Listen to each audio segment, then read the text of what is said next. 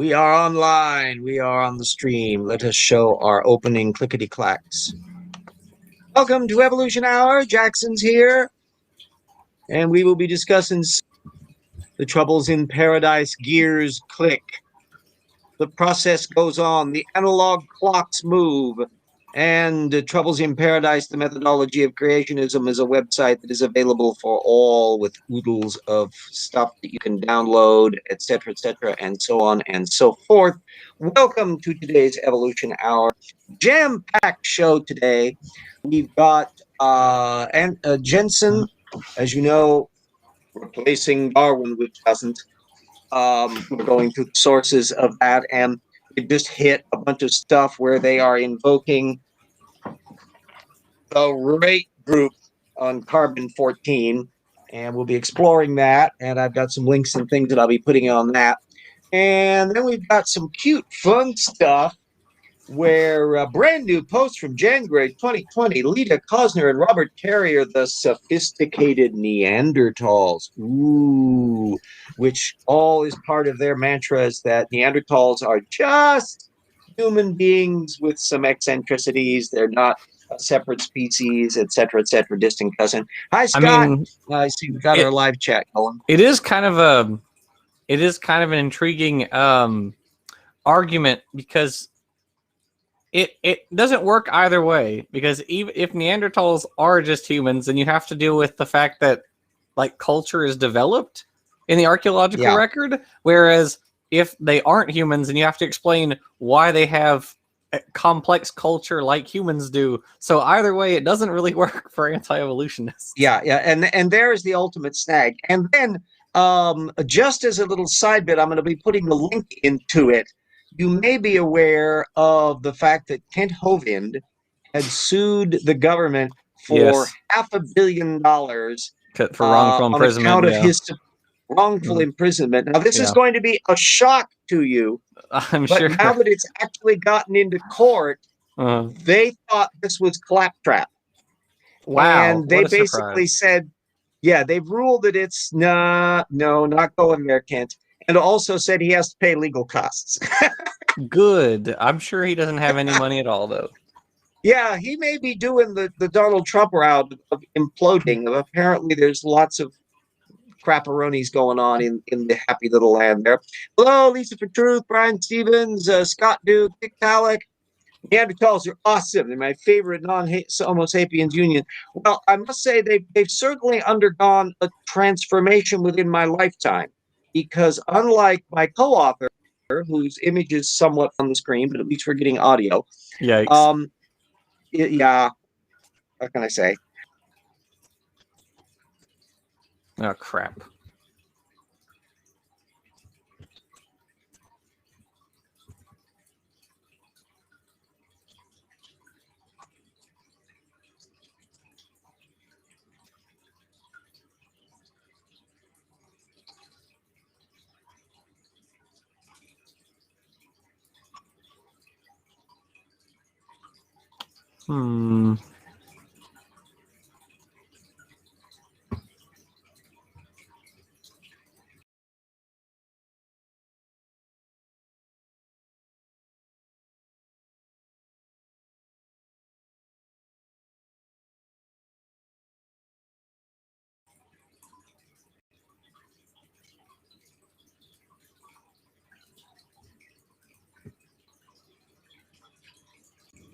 I'm back. Whee! Was that you or me? Okie doke. Yep.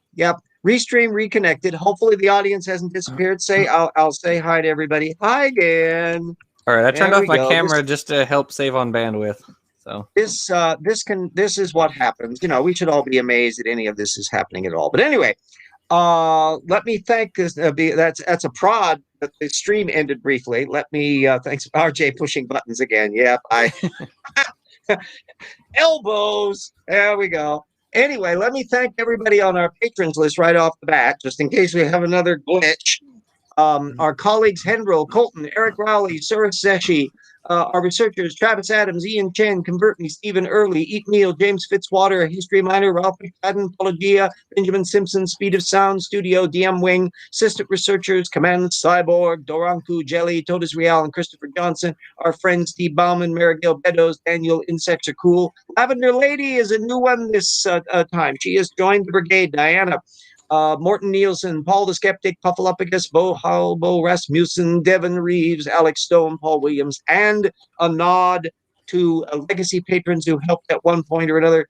Jen, Jody, Mike, John, Keith, Andrew, Dyer, Yui, Bona, Brad, Daniel, Nana, Staggle, Sun, Sky, Stone, Ugly German Truths, Everton, Sance, and Sewer Weisbaum. At all points, you were helpful in one way or another, and it has made a big difference on that. The old RJ can keep moving. So, we're online and we're proceeding with the happy little world. Lisa asks, what idiotic babble do we have today? Oh, we've got some fun idiotic babble. RJ, so first we'll start. You were saying about the Neanderthals before we cut off. Oh, yeah. That the Neanderthals were a lot of the cliche vision of the cave-dwelling, brutish, and the adjective, it's like Edsel, it's a term, the Titanic. Neanderthal was not a compliment. And you still find some older farts like me still using it in that context, in the same way that dinosaurs were, oh, that's a dinosaur, meaning something that's sluggish and old and defunct and all of that. During my lifetime, both of those things have changed. So where dinosaurs are cool, neat, fast, agile critters, and Neanderthals are way more sophisticated. Well, the creationists have had to riff off of this. Remember, there's only Adam and Eve and apes, and everything that looks human-y has got to be Adam and Eve's progeny, because there wasn't no creation slipped over the next county by Vishnu.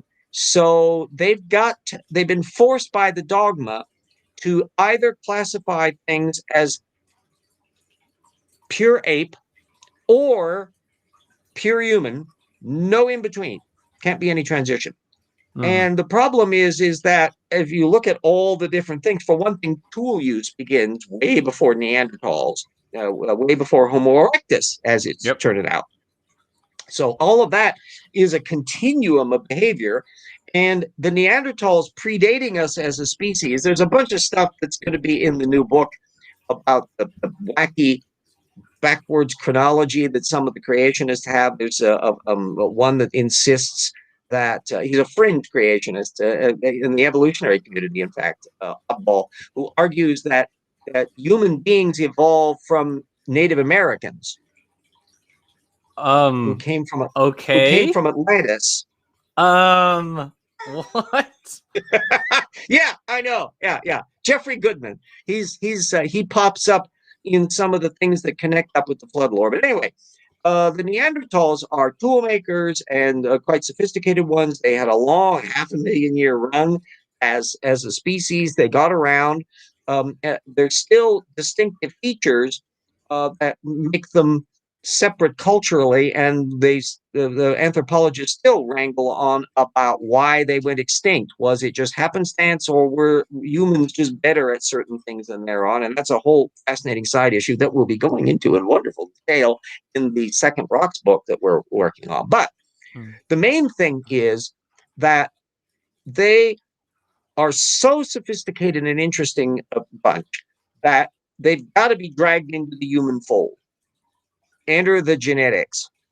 Sorry, spoiler alert, because within my lifetime, within Jackson's lifetime, we have gone from no DNA of Neanderthals to lots of DNA. This was something that would have been considered absolutely spectacular in the 60s and 70s, to have that we can actually read the genomes of Neanderthals, not just look at their bones. And in addition to the bone part not fitting the human species, the genetics don't. But not if you read Carter. Robert Carter is just going on and on about this stuff. And so this posting that we'll be putting up about that from Lisa Kostner and Robert Carter, that they're just humans, including genetically, insisting And that's actually riffing off of a 2010 post that Carter himself had done, insisting that this was the case. We'll be going into it in much more technical detail in the book. But anyway, those will be some upfront stuff that people can kind of get at on there. And it's just a mess. Lamont has pointed out what we talked about. Jackson and I have been guests on Lamont's show periodically to discuss all sorts of shit. And it's really interesting stuff. We had, I think, a quite delightful discussion. You had an excellent PowerPoint that unfortunately Louisiana's internet didn't want to go along with. So, Yeah, well, I sent Lamont the email basically, or the PowerPoint, and then it just completely cut off, and I was like using cellular data after that. Yeah. So I basically improved because you had the material up on the PowerPoint and it was very detailed and all I could play around with. The only area where I would have been lapsing compared to you is that you would have had a familiarity with the taxa that were being brought up way more than I did. So I did my little stint, sir, to keep the ball rolling. I'm sure you and Nestle did perfectly. I'm sure you guys were fine without me. Yeah. And we brought up things of ring species and a lot of other discussions on the matter. It's a fascinating project and fascinating area. And it's an ongoing one precisely because Darwin recognized early on how squishy species appeared to be if you start looking really close. And especially when you start thinking about what the morphological range was, which is all the information they had available. They knew a little bit about the biology that was just coming in the 19th century, and they could look at the physical anatomy under the skin. But most of it was still morphologically based, and all of that changed dramatically once they started to get genes going. And then in the modern era, when we could actually get full genomes of individual organisms, and it's still just a handful of organisms that have been gene typed so far. And remember, too, that when you do the genome of an organism, you must remember it's the genome of an individual organism in the species. It isn't the whole genome of the entire species. And so it's only as they continue to do research that they realize how much internal variation is going on within the genomes of the various members of a species, which is providing additional clues about the dynamics of how these temporary blobs that we name species that have very distinctive mating and biological characteristics can morph over time by various means, allopatric and sympatric, and sexual selection as well as conventional natural selection, to end up something which ain't the same as it was before. And all of that is a fascinating process, which by and large, the anti-evolutionists, not just the full-blown creationists, really don't get very close to. And it's the more we pay attention to it, the more annoyed we can make the anti-evolutionists, you see. Indeed. Yeah. So anyway, back to Nathaniel Jeanson. Oh, Nathaniel, just in my analysis, as I said, I've been making a reference bibliography, which he didn't do, and keeping track of how many sources are involved. And of course, we've still been bouncing along. He has come up to a whopping 1.2 sources per page average. Woo! Oh, I'm positively giddy with how incredibly powerful documentation that is. However, what's interesting, and my eyeballs have already glanced ahead in the footnotes, he's really dumping up a bunch of creationist stuff in the rest of this chapter, a lot of which will be just duplication of material that he's already cited, but it's already up to about 16% of the sources in the book now are creationist sources. And that's a much higher percentage, frankly, than was the case for Rupin Sanford. Unlike Rupin Sanford, Jeanson doesn't authority quote. I think there's only one instance of an authority quote that I would classify that. The rest of it's all purely technical, but it's a tap dance. So we got the in this thing, he's still going on about the dating issue, and he does a passage on the generic fact that radiocarbon decays, and so you're going to lose it after 100,000 years. It's going to be at beyond detectable level. No argument there. Perfectly valid point. Then he puts the dangle in the footnote where he reminds us, quote, how carbon-14 is revolutionizing our understanding of the age of the Earth. Bum, bum, bum, which relies entirely on Baumgartner. One from 2003, that's an old ICR posting on young Earth creationist flood stuff.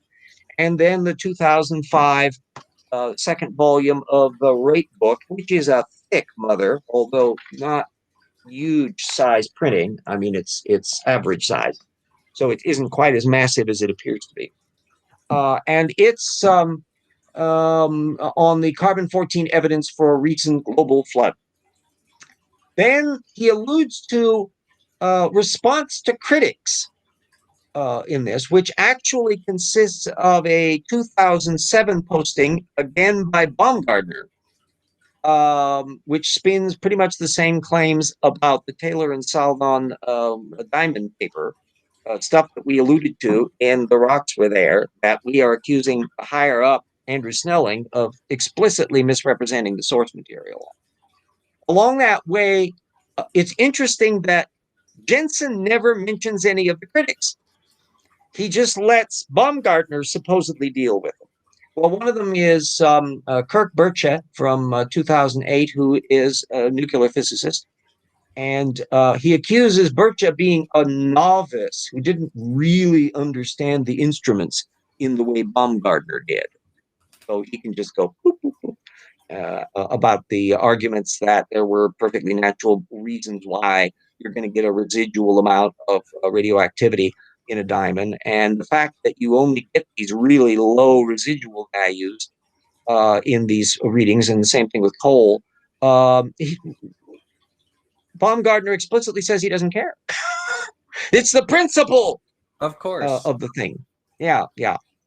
And Brian Stevens says uranium is much better for dating. Yeah, go figure. Carbon dating can't date the Earth, you fool. Well, there he is. Well, you see, it's the easy peasy thing to deal with. And frankly, it's a dangerous road for them to take, which we're going to be discussing in volume 2 of The Rocks Were There, which is radiocarbon dating can date recent things too, and does. And so you can calibrate it with known historical events and other things, tracking back in history, volcanic eruptions and a whole bunch of stuff, and Bible things. So radiocarbon dating shows up in biblical dating circles all the time. And for some weird reason, creationists have no problem with radiocarbon dates that match their expectations on these more recent dates. It's only then they suddenly decide something is going on weird to eliminate it prior to that, and then never mind all the rest. There's, by the way, new techniques that they've been developing, thermoluminescence and surface corrosion issues and things that are adding yet more tools for dealing with recent artifacts that aren't going to be helping the creationists any, although we can guarantee that the Baumgartner creationism gang will be writing learned papers with footnotes, absolutely denying that any of this means anything. So away we go. Lisa for Truth asks, what the F are polonium halos? Yes, dear, that's going to be covered too in volume 2 of The Rocks Were There. We didn't allude to it in volume 1, but it's one of the things. When you have a radioactive decay chain, stuff is produced, and if you have a little blob of radioactivity inside of a rock, it's sending out little radioactive particles like mad. And because of the amount of energy of them, they can only go so far before they go poof, poof, poof, poof, and stop. So you get these concentric rings of halos around the little nucleus of the radioactive material. Simple as that. Now, Robert Gentry, I'll type his name in here. Again, somebody I think we may have alluded to him off the cuff in volume 1. I can't remember right off the bat, but we definitely will be mentioning in more detail in here. He's the main point person on this because they have found over the years, and Andrew Snelling, and there's various articles that have been put in the Rate volumes, and virtually everything in the Rate volumes are available in one form or another online. You can get them through AIG and other venues that have posted them, so it's accessible. You can look at it. Anyway, that there have been some halos found that are unique to the little polonium atom, which occurs in the decay chain of uranium, but none of the other halos, all little isolated, all by their little lonesome. How can that happen? And Gentry, who was actually publishing this work originally in Science magazine along with other colleagues back in the late 1960s until he started getting really wackaloon, and that was no more on that. And also the regular scientists were looking at these things, and it dawned on them, you've got part of the uranium decay chain that leads to the part right before the polonium part is radon. Radon, the highly permeable gas that can smoosh through things and through crystals and spread away from the parent body. So, especially in mica, which is where these things were often showing up. So the point is that radon, a highly permeable gas, if anything that's radioactive, there's natural radioactivity in the ground, and people have had detectors and things because it can build up radon in the house from all the stuff leaking up through the soil and that. And that's various places that are built on rocks that have radioactive material in them, which is a lot of places, can generate this radon problem. So what would you think the possibility would be that a highly permeable radioactive gas can spread away from a center and set up a little node, and that produces the little decay products, the polonium halos, all on its little own? What do you think? Think that might be possible? Yeah, just a little exactly. Just a little bit. But yet that's not the picture. It's still being dangled in the creationist community, especially the ones that Gentry's still alive, and he goes around making little speeches every once in a while. He hasn't published a hell of a lot, I think, in quite the last year. If anybody knows of other stuff about it, let me know. But it's basically fossilized versions of Gentry's material from the past and the various creationists that repeat all of this stuff. And Baumgartner and the various gang at ICR are old farts like me. So they still have this in their lexicon, and you get occasional postings on it in the more modern creationist literature, but a lot of it's just riffing off of the older stuff. So I hope that answered the question, Lisa, about the exciting world of Robert Gentry and polonium halos. It pops up because it relates directly to cosmological arguments about the use of radiometric dating in the age of the Earth. We almost thought to really go into it in volume 1, but we thought, that's actually will probably work better over in the cosmology chapter where we're dealing with Jason Lyle. We were already dealing with just a little bit in a little bit. It's a thick book we wrote, and the second one's going to be just as thick. I was just working today on stuff relating to Behemoth and Leviathan, and all of the attempts by creationists to make that anything other than a normal animal. And it has to be dinosaurs and plesiosaurs or some such oddball things for the beasts and all that. And in fact, there's a brand new post at I think ICR just from right this year, blithering on complaining that Behemoth couldn't be a hippopotamus. No. And they just can't give the bloody little thing up. Anyway. Brian Stevens, Lisa, think of the discoloration in clear silverware from stress old in Iraq and microscopically a ball. It's like, you can think of polonium halos as rock tarnish. That'll do. Yeah.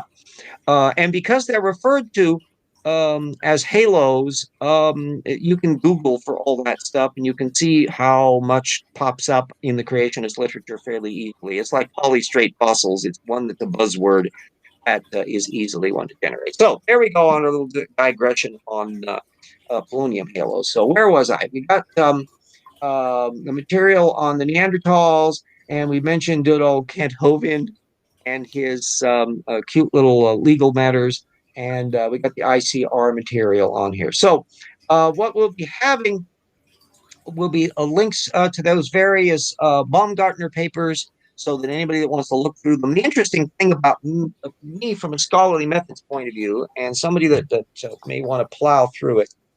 Let me see. I had a quote here from the Baumgartner one from 2005.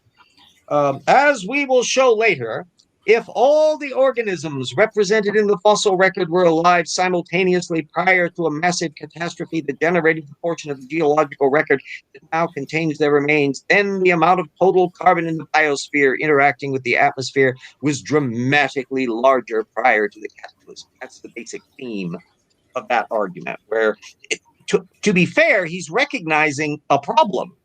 All these critters all alive at once.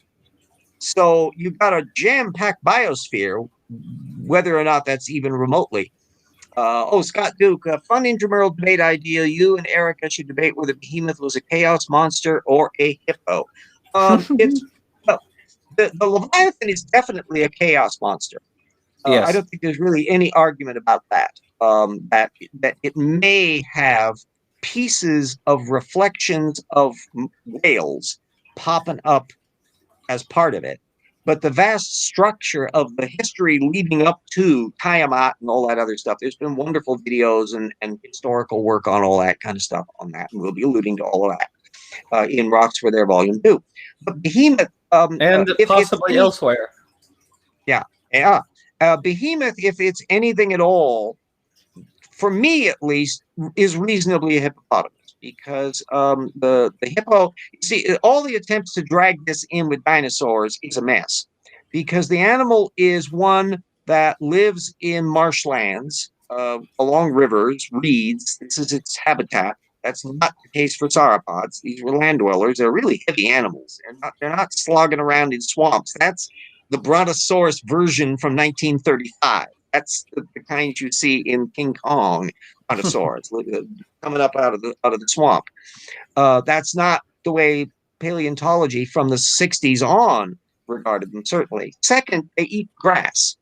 No sauropod could eat grass. They don't have the Nope. teeth for it. They have peg-like teeth. They're raking conifer fronds, not chewing. They don't. Many dinosaurs could do chewing. Sauropods were not one of them. So that's out of it. Then the only thing they can drag in about its dinosaurishness is the tail like a cedar line, which is actually, if you look in the original, it makes its tail stiff like a cedar. It stiffens its leg like a cedar. Well, a wooden spatula is as stiff as a cedar. It doesn't mean it's as big as a cedar tree. Nothing explicitly in the text claims it has a gigantic tail. And moreover, there's no mention of a gigantic neck, which you'd think anybody that's ever seen a diplodocid would really notice. No ifs, ands, or buts about it. So the thing really doesn't match. And the point is who exactly gave these creationists leave to rewrite Job, the book of Job, which is not really a detailed treatise on animals. That's not what it's about. Give it at least the virtue of its structure. It's about, well, for one thing, it's a gambling thing between God and Satan to see there's this righteous Job guy that he praises you. Well, it's because he's got a good family and rich wealth and all of that. Dump on him, take all that away, and see if he still likes you. Satan sneers. And God says, okay, I will. So he kills off the guy's kids, gives him pustules and plague, and removes all of his money and all that kind of stuff.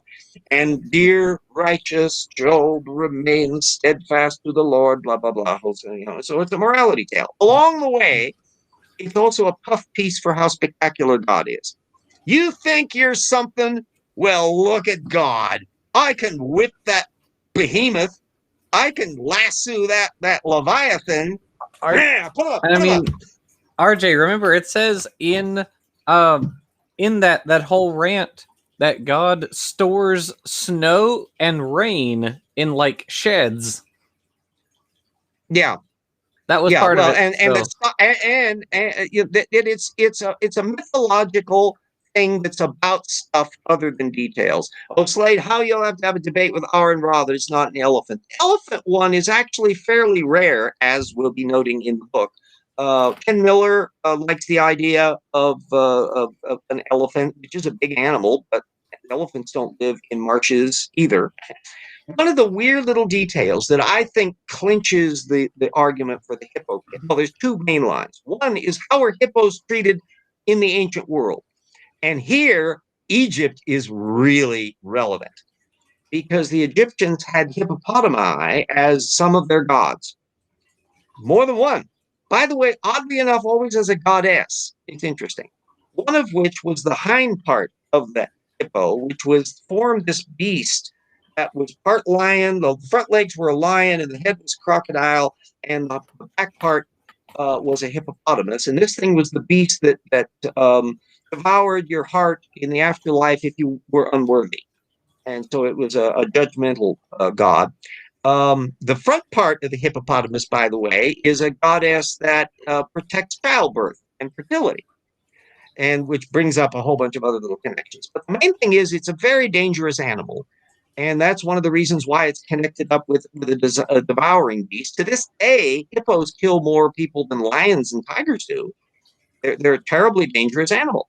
And they're really testy. They're hyper territorial.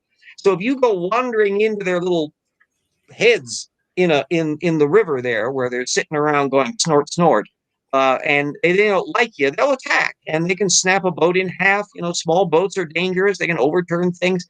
And you know how they signal when they're being pissed off and you should back off? Their little tail goes up like that. They make its tail stiff like a cedar. And so I think that's my suspicion. It's not a clincher in terms of the nomenclature, but it's certainly plausible. So if Aaron Ra wants to debate on the point of behemoth as an elephant, and then go ahead, boop. Water buffaloes have been suggested as well, which at least live in water. But elephants seem a bad match, other than the fact that they're fairly large. And remember, the animal is not said to be gigantic. It's just ferocious, which they are. They're terribly dangerous animals. And you don't need to be terribly large to do that. Elephants, actually, although they can go on rampages, like most of the time, they're relatively bland and docile and friendly. But they can go on. They can have herds that can go, because they're herd living animals, and if they start running, they can run over you.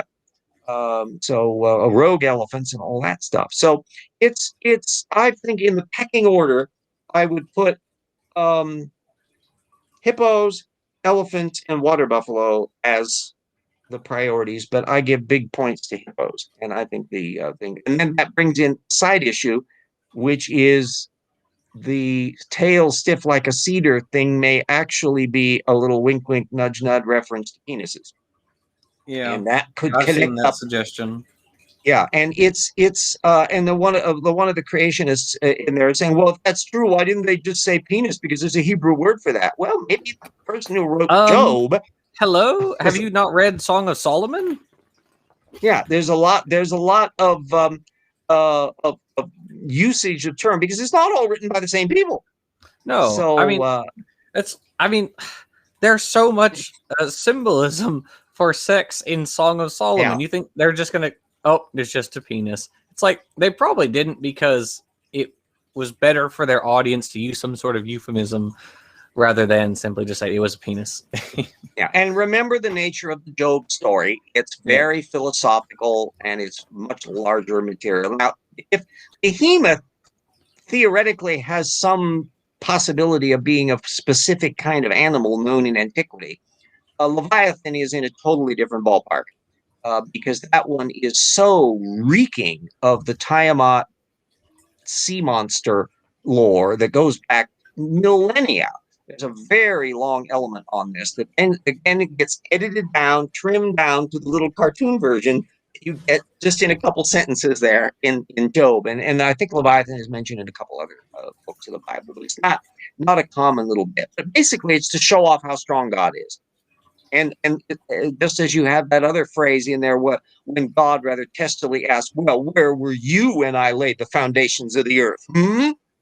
He's got a certain amount of Donald Trumpian narcissistic ego problem in here. You think the creator of Nebula would get past the petulant stage of having to have the little yokels that you've created that you have apparently neglected for hundreds of thousands of years. It's just no evidence that there was any interaction there until we get down into Hebrew times.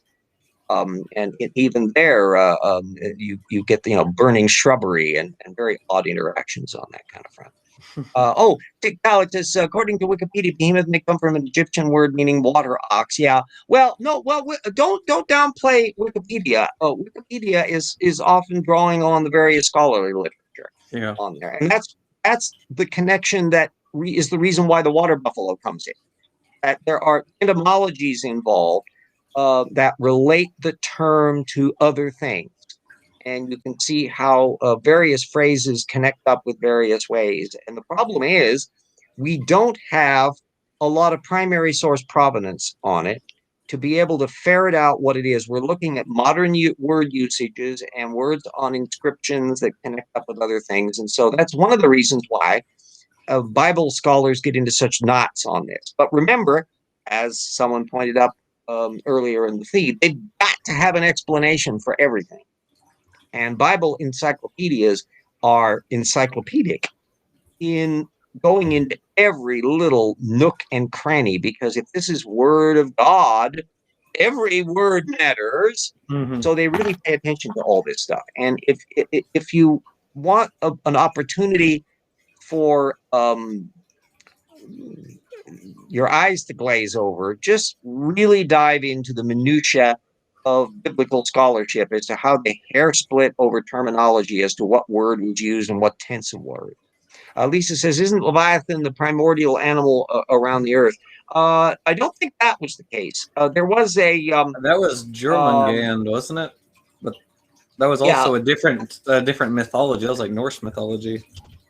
Yeah. You got, and then you have Nut, who's the heaven lady sprawling across the heavens that the Osiris boat sails on. See, one of the things that again makes it complicated is the Canaanites didn't really have a written language to play with. So we're getting stuff on the region that's put in from other things, that cultures that did have written languages or developed over time, and fragments of that. And then the fragments that we get from the Bible accounts, which are only codified as texts well after the fact of whatever sources they were going. There's still debates. We're mentioning that as well in the new book about the documentary hypothesis and the JP. Actually, I think there's JPED or something that's 4 initials of the 4 versions of things that the scholars still wrangle over as to how much and how many versions are there. But it's all hypothetical because none of these things have survived as early text to be able to draw on. So, and then of course you got your Hobby Lobby Bible Museum crowd that buys up fraudulent papyri and all this kind of stuff. That like, man, boy, they saw them suckers coming. Tic Tac says, yes, your Mungender. Yes, indeed. Well, the problem, yes. I bet it's got some umlauts and lines through some of the letters, too. I mean, the Norse things are really fun indeed. It comes from an original Indo-European myth repeated in many other cultures. And that's, in fact, part of the issue of who borrows from who and how many. And we know, fortunately, we have creationists to illustrate the phenomenon, because we've got, you can observe the same processes that were probably occurring in Bible times in things now. For example, the small smattering of creationists and Bent Hovind and Dapper Dino have raked this over the coals, of the ones that have tried to turn Beowulf into a dinosaur. Oh my goodness! The Grindel dragon thing, yeah. Beowulf into a dinosaur. Well, it's like a hairy monster, though. It's a hairy monster. And yet they have been drawing on secondary sources and have transformed something from one thing into another in real time in the course of like 10 years. We can observe it. We can see the little tail growing. One of the things that will be really going into funky fun stuff will, of course, be all those hilarious examples of creationists who think that there were living dinosaurs in modern times. And so it's, you did a bit of a video on Kengo Mamidi Belly or whatever. I can never remember the name of the damn thing. And also all of the various other things have claimed that there were pterodactyls during the Civil War, Oh God, and yes. the stegosaurs in Cambodia, and sauropod or hadrosaurs tromping around in the Pacific or in the Southwest U.S. I mean, it's just a pile up of stuff, and it's credulous junk. And fortunately, there's been a lot of recent work in just the last few years studying a lot of these petroglyphs and things to realize what they actually were. They've had new analytical techniques to realize how people had come along with like chalk marks to turn 2 or 3 different pictures into the single thing that they think is a pterodactyl, Mm-hmm. but they aren't anything in related to that. Oh yeah, BJ's. Yes, my friend in Peru saw living dinosaur stuff. Yes, Ica stones, and all of that's going to be in the new volume. We alluded to a piece of that puzzle, which is the Paluxy tracks in Volume 1, and so we'll just be alluding back to that in the new book, and adding a few new blips on the Paluxy issue from there. But that is part of that cryptozoology nutballery that connects up to other layers of super advanced technology in the past, supposedly, and the idea that Noah could easily have built the ark because they were more sophisticated than we thought. They could do tile, and they could do things in wood, and they could make astronomical observations. And you get we'll be mentioning. I had done an awful lot of work in the old tip work, which you can get at the website, blah blah blah, on the stuff from the 1980s and 90s on the Noah's Ark crap. CBS did this just hilariously stupid show where they got caught with their pants down on a deliberate hoaxer who had cooked some Noah's Ark wood in teriyaki to a sauce to disguise the fact that it was creosote because it was chopped off of a railroad timber. Oh my gosh. Oh yeah, the Jamal hoax is just absolutely hilarious. Kent Hovind was the first one to accept the Onyate Man, I think it was called, where a couple paleontologists deliberately hoaxed where there was supposedly a dinosaur and a human fossil together. And of course, they issued it on April Fool's Day, just for Of good measure. course. Yeah. And Kent, this was around 1999, Kent Hovind swallowed it hook, line, and sinker. Wow. Color me shocked. Yeah, yeah. So we've got lots and lots of delicious material in there that's all pulled together in one fabulous compendium of holy shit, could it get any more stupid? Oh, yes. Always. It can always get more stupid.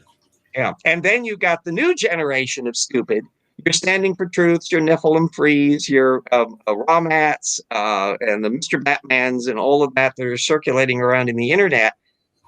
That I, as an old fart, look at them and I go, they're not any worse than the old brand of stupid. We're just seeing them on video now. Yeah. They're just as idiotic as Henry Morris and Dwayne Gitch and all the rest with all their little footnotes. But they were prone to making from flame-throwing Saurolophuses to the Archangel Michael making craters on the moon with the lightning bolts when he was fighting Satan. I'm not making any of this up. No, yeah, we the video on oh, it's actually the one we did. Was it with Inspiring Philosophy? I think where we talked about abiogenesis and how the group that we were talking about was not, or that we were debunking, they weren't young Earth creationists, but they believed demons rode dinosaurs into battle against angels. It Yeah, was something. and this is where you get that syncretism that at that silly, it's the same mode that runs around in the ancient astronaut crap on the History Channel and all that stuff, that you have a lower echelon of nutball who smorgasbords little bits and pieces of all sorts of stuff. So this is where you can get chakras and angels and UFOs and Right. Bigfoot all mushed together in weird little salads that are going on at the bottom level of stuff. And some of those can interpolate upstairs to QAnon level and the things in the political world. And we see all of that. It's just Looney Tunes. Anyway, they keep pointing to Piltdown Man to prove evolution is a hoax, Purple brings up. Yeah, that one is absolutely ubiquitous. Of all the tropes in human evolution, anti-creationism lore, Piltdown plus Nebraska Man. You can, if you can have your little bingo card handy, you can look how many times, if they bring up Piltdown, will they soon bring up Nebraska Man, or bring up Nebraska Man first and then later mention Piltdown?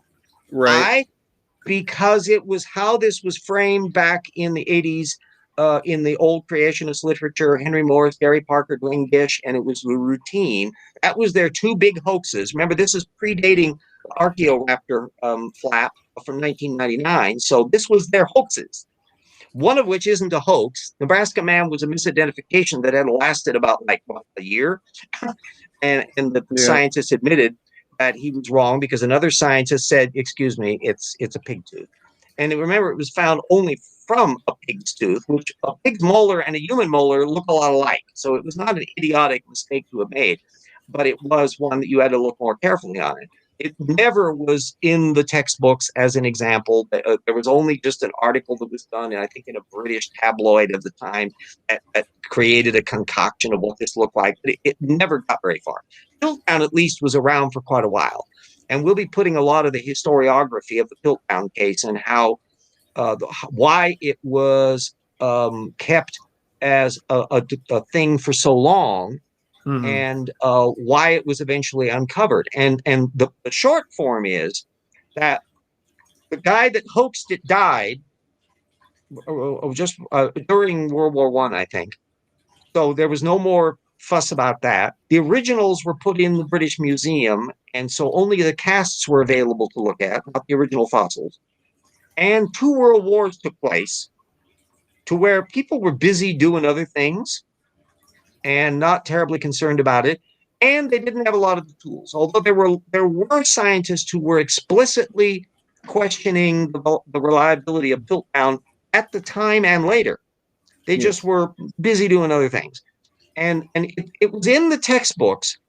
Even by the time you start hitting into the 40s and after the war, then when people could get back to it, by then they had more and more fossils from this Africa place. And it was starting to look like a British origin for smart humans wasn't fitting in. And also, here was another dogma. And again, I discussed an awful lot of it in the Planet of the Apes chapter in the old tip work. You can download that as a book length thing.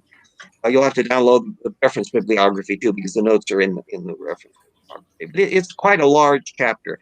And the thing was, there was an obsession in this single causism thing, a monocausism, to use Jackson's wonderful term, that either it's big brain or bipedality.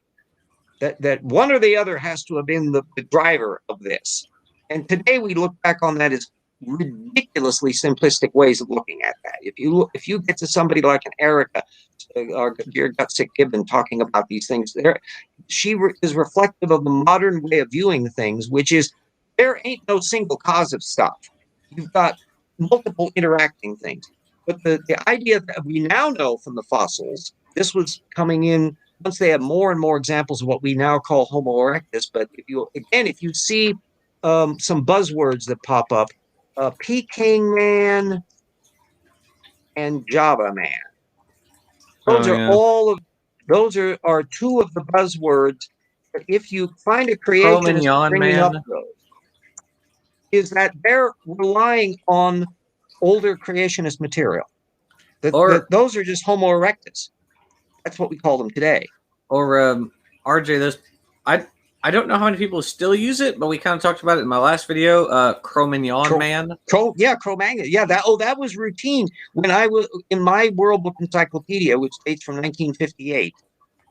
It shows a picture of the progression of human beings, and there's Neanderthal looking kind of grubby, and then there's Cro-Magnon, this nice, well-coiffed hair and all of that. He could have walked out of a picture of a medieval painting, kind of a thing. And that was just a reflection of the snobbery of Europeans. That was another thing driving the Piltdown case. is because in that period, we're talking 1912, roughly, right around the time of Titanic. And by that time, you had Neanderthals, which are from French-German border area. And one of the reasons why, don't be thrown off by the TH in Neanderthal. In German, TH is pronounced as a T. So no matter however it's spelled, it's pronounced Neanderthal. The TH is never pronounced. If it's French spelling, they won't use the H. If it's German spelling, they'll keep the H in. That's the only difference. Anyway, that was in that Europe thing. And they look kind of brutish from the European point of view. And then you add the ones that were looking for an Asiatic origin. Old Haeckel, Ernst Haeckel was obsessed with an Asiatic origin because they were finding primates in Asia. And you were finding the ones Dubois' work with what we would now call Homo erectus, and so Java man and Peking man were coming from Asia. And so there was a possibility of that being the case. But British, why, we're the rulers of the world. The sun never sets on the empire. We must have been the source, mustn't we? Wouldn't it be nice if we could have a nice, proper British with a nice big brain to show how superior we Brits are? Don't you think that's so much nicer? And lo and behold, bingo, he supplies it.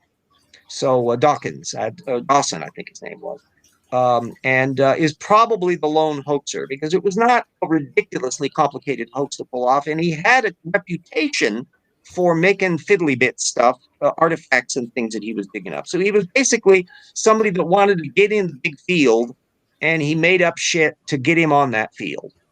And this might have hit the fan had he kept going at it, had he not died when he did. And this might, in the 1920s, you might have had some investigations on it, but that wasn't the case. Anyway, by the time you find these African fossils, and remember, Charles Darwin was very prescient here. It didn't bother him in the least back in the 1870s to say humans probably evolved from African apes. And everyone else is going, oh, but it didn't bother him. And he thought, Darwin yeah, was that's right. where Darwin was right. And in the 20s, Robert Broom, our little guy of the reptile mammal transition, probanignathid, he was now digging down there in South Africa. That's where he knew. He knew about the karoo. That's why he was finding reptile mammal fossils. He was digging in the region. And now he's moving on to what we would now call Australopithecines. And he started digging stuff up in the 1920s. And these were initially controversial fossils because you're not arguing that humans came from Africa, are you? Yeah. And so after the war, then a bunch of the Leakeys and later on Jeanson were all getting into that field in Africa. And so when you move into the 60s, 70s, 80s, now Olduvai Gorge and all of these places are being studied, and they're continuing to find more and more and more fossils and ancient tools and all the rest. And the African origin of humans just starts looking really interesting and solid. And so then you start getting into another tempest in a teapot, which is pretty much faded away. And that was out of Africa versus multi-regionalism. And Lewis Wolpoff, who's still around today, writing books and articles and that. But you can't imagine how contentious this was back in the 1960s and 70s and 80s. And that was, did our human species originate in Africa and then spread out, replacing all of the extant group? Or did they start spreading and interbreeding and forming regional variations and stuff? And nowadays, we're really seeing, and once we started getting DNA from Neanderthals, it's like both of them are happening. Remember that monocausism thing? Mm-hmm. That you have species variations that are coming along with that Homo erectus crowd is the one that's spread all over the place. And you've got variants on them that are to this day some debates as to whether they're separate species or not. So I think Homo antecessor, and there's a bunch of those knocking around there, and I Oh always get yeah, them confused. Rhodesiensis and Yeah, Heidelbergensis. and Yeah. what we're probably seeing are the population interbreeding zones of this various blob of a population that's now spreading from Africa into Eurasia, I mean, and oh, things are happening. in a sense, is it surprising that we have such a huge gradual range that the paleoanthropologists are trying to assign different uh, names to every single one of them? That's kind of what Oh we well, there's expect under evolution. yeah, that there's a thing between lumpers and splitters. And this is a discussion that doesn't happen as often today as it did again 20 or 30 years ago, because you had ones that were wanting to see organism A and B as sufficiently similar with a lot of variation that they would be regarded as a lumped species with a lot of variation. And you can find examples of that in existing organisms, existing species. Splitters are the ones that would look at those same organisms and be tending to think that they're actually sufficiently varied at their separate species, and you can find examples of that with living organisms. Well, the reason why that's more of a parlor game today is cladistics, and paleogenomics, to where you've got such a spectacular amount of genetic information available from living organisms and now from even extinct ones, and rigorous analytical tools for ferreting things out, that although the problem hasn't completely disappeared, it's not the fist fight level that you were finding in the old days. It's you're now hair splitting at the fine point details over within species and immediately adjacent ones, but less so on broader taxonomically. So I put up Brian's point. I heard in the grapevine some Saharan fossils were recently found that will shake things up a little. Still waiting though. And that one, yes, there is some stuff that's not yet hit a lot of technical paper level that would suggest that humans in their early stages, we're talking 300,000 years ago ish, have spread around in as far in even into the Sahara, which at that time was less deserty than what we're used to. And needless to say, the current conditions are desert, and some of which are politically unstable. So digging up stuff there becomes a little more complicated. And again, if the habitat's wrong, you may not get a lot of stuff. One of the reasons why chimpanzee fossil record is so crappy is because they live in habitats guaranteed to dissolve the bones. So it's really tough to find remains, and about all you do find are like little teeth, which is the case for an awful lot of mammal species, in the same way that an awful lot of the shark And record is teeth, because well, they're the parts plus that get preserved. we don't even have a full understanding of some of the fossils, some of the fossil hominins we do have. Like, where does Plesianthropus fit? Where does Homo naledi fit? We don't have Yeah. even all those answers yet. Yeah, what it does show, however, and as I've been through this whole process for so many years, I'm not going, oh, shocked. Young Yeah. people, if they're just looking at it through the tunnel vision, excuse me, but give up the ladder of progress. Give up single species hypothesis. That's the stuff that was obsessive for a lot of paleoanthropologists. It was one of the big debates between Louis Leakey's crowd, not so much the more recent Leakeys, but the older crowd, that between them and the newer generation of Don Johanson and all that is the single species obsession. That species A turns into species B, which turns into species C, and that eliminates all the previous ones, as opposed to A, and it expands its range, and B forms, and A and B are living contemporaneously, and they're splitting off, and a new C comes out of A, and a D comes out of C, and so you got A, B, C, and D all living in the same grouping in that area. That's more plausible and more defendable from the way that we can actually see how dynamics works in speciation processes than that conveyor belt ladder of progress thing. And that's one of the reasons why Leakey really couldn't stand those damned Australopithecines, because for him, evolution was slow, hyper-gradual, nice old-fashioned cliche Darwinism, to where he was convinced that humans had to have originated 4, 5, 6 million years ago out of a much longer process, and that these Australopithecines were way too primitive to have generated the human Homo erectus crowd as rapidly as the newer generation was considering. But now that we know much more about the rates of gene evolution and homeobox structures and pleiotropy and all these other factors in here, that Leakey is looking like old fuddy-duddy view of things. It's just like, get a grip, move forward, bring yourself up to the modern era, kids, and get yourself gripped on that. So I discussed a lot of that background history in the old rocks were there, or the old TIP project stuff. So download that. It'll give you some light reading on your thing in preparation for on your computer in preparation for the bigger version, where we'll be bringing all of that up to speed in terms of the current paleontology. And it's an area that no rigorous criticism of creationism can ever avoid. Human evolution, because that's the big bugbear that all creationists, no matter how much they may want to drag in sauropods or trilobite eyes, in the end, what really concerns them is human origins and Adam and Eve in some way or another. And you can scratch the old Earth creationists and the intelligent design people too. That issue of where we came from is behind their thinking, and it's because they have a theological perspective on it. You just don't find this as such a contentious issue if you don't have that religious motivation. So there, we'll pause for breath. Do you have anything to add on that, Jackson? Buy our book.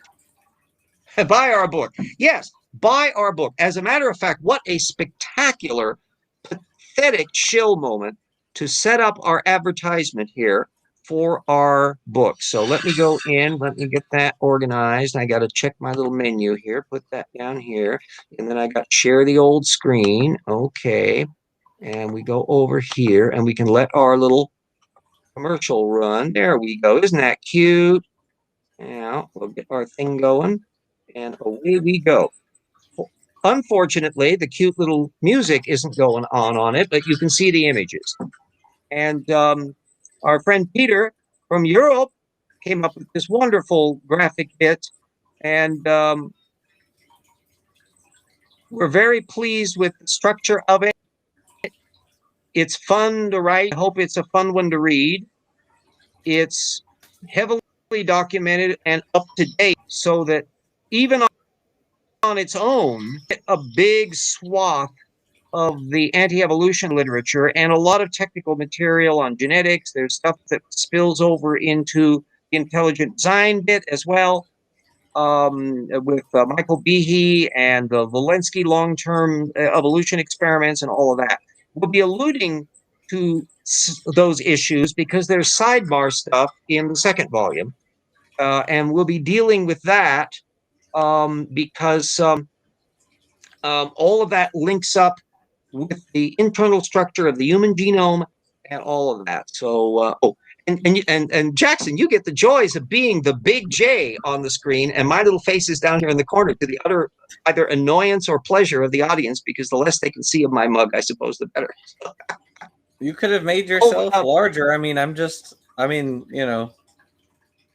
I wish we could have a thing for, I don't, as the sidebar way of publishing, I don't know that we can have pre-orderings at Amazon in that way, because the book doesn't exist until, if you have the higher echelon publisher bits, you can do those sorts of things. So, but no doubt about it, as soon as we've got that little thing posted for sale, we will be letting everybody know about it, and we'll be adding that separate link to that, and I'll be adding the link to that one on the Facebook page that we have for Rocks as well. It's going to be a fun and game one, and we will. And those who wish to send us copies, we will be happy to autograph. And that, of course, you have to pay postage on that. Deal with that. Brian Stevens says Eric Hovind has good sales methodology we can learn even from the YECers. Yeah.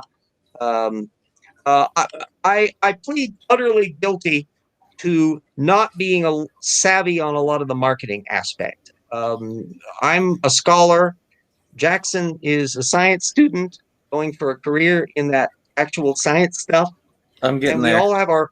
we have all of our various interests on there, and you've got partnerships are probably the best ways of dealing with it. I'd love at some point to have merch, the little Tortugan T-shirt and the little mugs and all the other kinds of things that could be connecting up with all that stuff. I know Apologia and various other ones have merch, and but I've never dived into that in an area we would really need somebody that has kind of a graphic mix. I'll say, hey, Erica, you do good cartoon graphics and that as well. There's another prospect, let's team up and have a thing and we can share the profits on it. There's the commercial blends seamlessly into the presentation, more or less, given the circumstances. Exactly. But at least the stream resumed, and there's so much that needed to be said in the anti-evolution field that had been. I didn't want. This started out for me in part because I would look at Talk Origins Archive, which is a gold mine of information, but not updated a lot. And then you get a whole like dandelion weeds of zillions of little creationists popping up on YouTube. And so you get your Standing for Truths and your Nephilim Free and all of that. And of course, Eric Hovin does videos and various creationists do. And Matt Powell, bless his sanctimonious little heart, and a lot of these are short ones. Powell will say a few minutes of absolute abject stupid. And we'll be mentioning that in the second one. As opposed to your Standing for Truth marathon hours of dumping on material that way. And it's important to allude to that stuff. I will say one thing. It was kind of a funny bit that was occurring in some sidebar discussions. I think Dapper may have mentioned it, is that if somebody is so inconsequential in the anti-evolution movement that he doesn't warrant, or he or she doesn't warrant mention in The Rocks Were There, because we're that studious in trying to pick up not only the stuff that is the main upper echelon creationist, because we are criticizing Answers in Genesis as a core thing, but also the tendrils coming out from all of those. How far down on the food chain do you have to be without either one of us having spotted you? Right. Yeah. And we've also been mindful of, like there's a thing I'll show this. I keep this handy. We alluded to it. Jeff Miller in 2019 did a 21 Reasons to Believe the Earth is Young.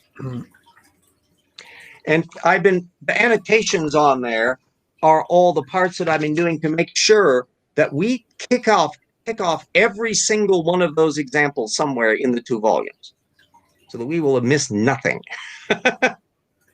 And that's part of the principles of it. We want to make sure that it's simultaneously useful for the complete novice who knows diddly squat about the creation evolution issue. They may know that some people talk about it a lot and do stuff one way or the other on it, and you will come to understand who the players are and the arguments they make and why it's a pile of dingoes' kidneys. And you'll know the science behind all of that stuff, and ideally, really, wow, neat shit in science. Isn't that fabulous? There is All a in lot of one cool package. science. So much cool science stuff. We're constantly encountering things that we're going, wow, that's neat. And that sheer enthusiasm and delight is one of the other sides of this, that we want to make sure that if somebody is a professional scientist at the college level, that they can come into this work and not feel like they're reading a little Bill Nye cartoon, that it's just dumbed down and simplified and generic, and they really could have skipped this. No, that no matter how expert they are, they're going to discover stuff. Oh, yeah, I'd heard a little. I forgot. Oh, yeah, there we go. And it will be useful at both of those novice level and higher level technical criticism level. And that's an approach that hasn't typically been done. You find it a little bit. Arthur Strahler's Science and Earth History was an example of that. It was this huge book. He's a geologist, and I think he's still alive. He later revamped the book, but the original came out in the 1980s. And it was in the ancient days when books were written on typewriters. And so literally the text is typewritten text. But it was in a way kind of a self-published thing. It would be the stuff that would be done on a word processor today.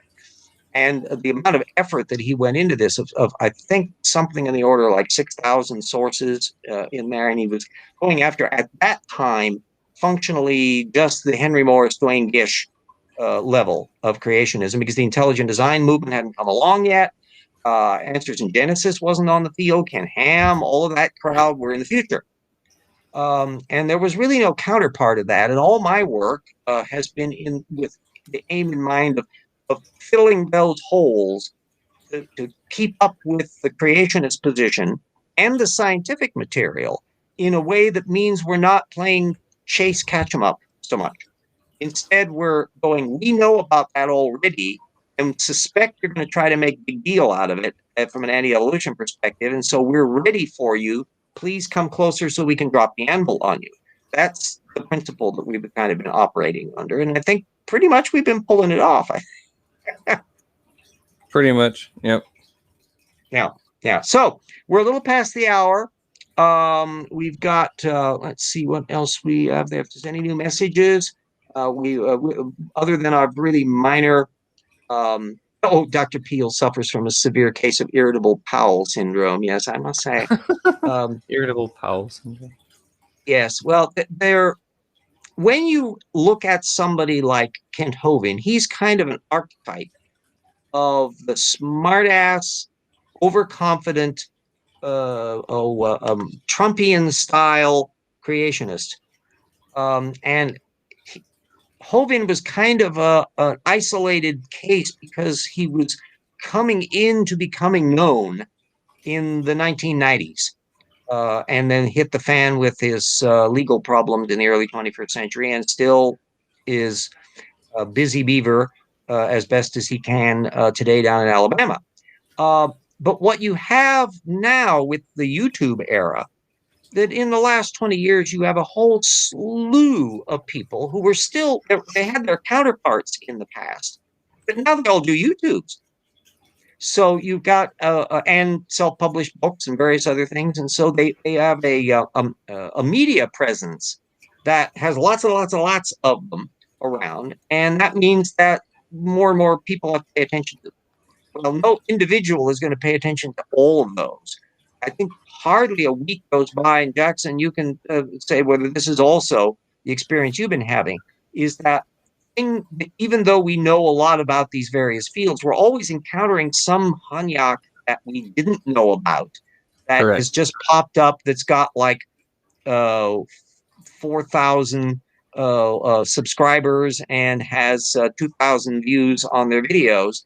That they have a background nexus that's popping up that we didn't connect up with, that we didn't know about, because they're operating in that little video node where if you don't bump into them, how would you know they exist? And Exactly. but yet they'll have a following to do that. Lamont asked, do creationists have anything newer than the soft dinosaur? So it's 14 years their newest thing. Oh, carbon 14 is not that one is a perennial, because they have to dismiss radiometric dating, all of it. They can't permit any of it to be real. So they're going to dig their heels in on it, and with a lot of ad hoc issues. The dinosaur soft tissue thing, that one isn't, a little bit of it comes from in-house, but the vast majority of it is related to Mary Schweitzer and the people that work with her. And then the little pimple there, James Armitage, I think James is first name, Armitage anyway, who by all reasonable accounts has misinterpreted a bison, fossilized bison Mark form Armitage. for Mark Armitage, yeah. That there's every reason to be suspicious of that identification of it as a Triceratops horn. So all of the thing about how all of not which super and duper, more we will discuss in Rocks too. Indeed, yes. There's quite an elaborate treatment of where this idea came from and why it's constantly repeated in the tropes. And it connects up with that notion that there were living dinosaurs recently, and that's easy to do. Look at the soft tissue. So these things are often joined at the hip, like Piltdown and Nebraska Man. That if you get somebody starts bringing up soft tissue, they're going to start talking about living dinosaurs, or if they bring up dinosaurs on the ark, there's a pretty good chance that they're going to be trotting out Mary Schweitzer at some point. See, she agrees. No.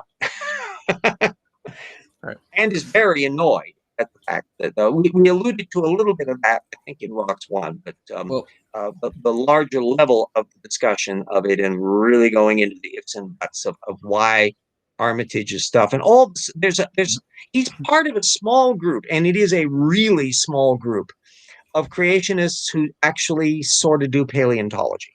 yep. And they've never been terribly good at it, and they're not highly impactful in the regular paleontology community because they're so sloppy.